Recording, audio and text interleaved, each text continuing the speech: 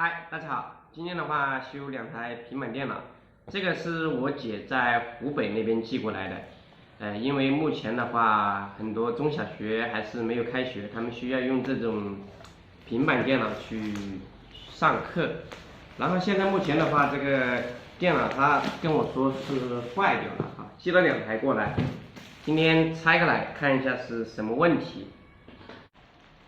在家也能免费上名校，这广告打得比较好哈。一共是2台平板，这里有一条裂痕哈，就是这个触摸屏给打坏掉了，所以说现在触摸不了，你看只能这个区域能触摸，然后这一块触摸不了，上面可以触摸，下面触摸不了。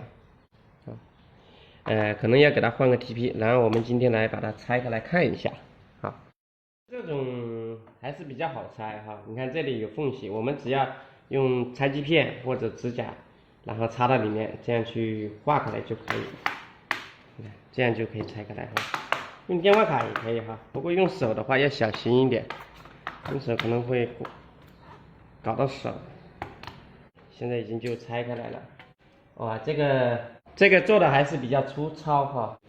我们今天的话要换掉它的触摸屏，这种换触摸屏的话需要在这里加热，然后把那个触摸屏给换掉。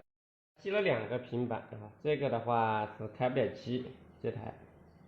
像这种的话应该就是主板有问题哈，可以刷个软件试一下，因为我刚才按那个音量加减键有字符显示，刚才按出来了。那我现在的话就是想把这个主板，因为这个的话只是触摸没用 ，TP 打烂掉了哈。我把这个主板换到这上面去试一下，看一下能不能抽一台好的平板出来。然后后面的另外一台的话就看一下到底要不要去修。我现在把它换一下试一下看。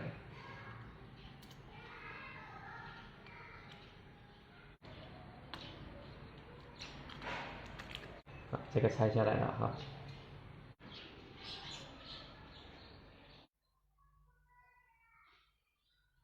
像它这种板的话，基本上都是公板啊，公模的东西。你看它的接口啊，这些接口都在同一个位置，所以说我们可以这样去换试一下啊，只要屏和 TP 一样的话就可以。现在我是斗了一个，就是2台坏的，然后斗成1台好的了哈。现在可以正常的开机了，然后也进系统了。然后你看，这是他的一些学习资料、语文辅导还有作业帮啊，主要是给小孩辅导学习用的。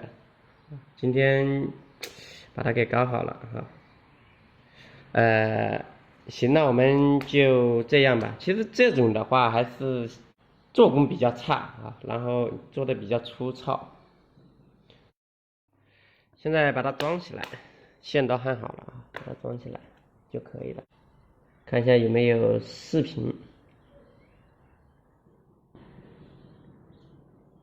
这个微信，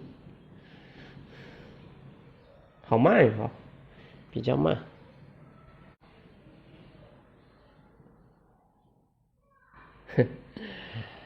行，那我们今天的话就到这里哈，我们下期的话再见。这台的话算是给它修好了。